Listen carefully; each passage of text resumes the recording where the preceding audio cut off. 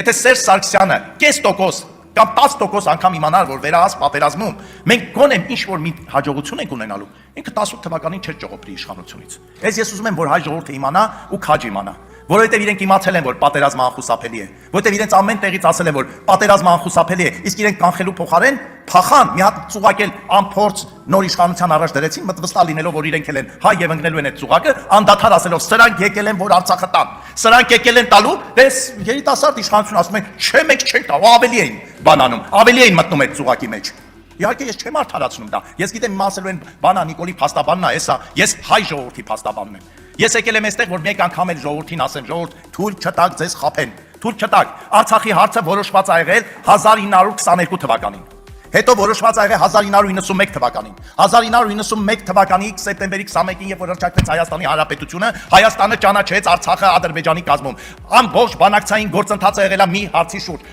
Ոնց անենք աշխարհին խափենք, որի փր մենք բանակցում ենք Արցախի ինքնորոշման կարգավիճակի այս կամ այն աշճանի վրա, բայց ձգենք էլի, միջև տենանք ով ինչ է ասում։ Էս ա եղել իրականությունը, սիրելի հայ ժողովուրդ։ Եվ ով կգա այստեղից, կասի, որ դա այդպես չի եղել, ինքը առաջինը իր խղճի առաջ պատասխանատվական կարող է իրոք թյուրիմացության մեջ, որովհետև իրոք կան падգամավորներ, իրոք որ հավատում են, որ մենք Հայաստանը կարող դեմ դուրս գալ Ռուսաստանին, Իրանին, չգիտեմ, Թուրքիային, Ադրբեջանին, Ամերիկային միասին վերցրած։ Էս ենք մենք եղել։ Ու ցավոք սրտի շարունակում ենք էս մնալ։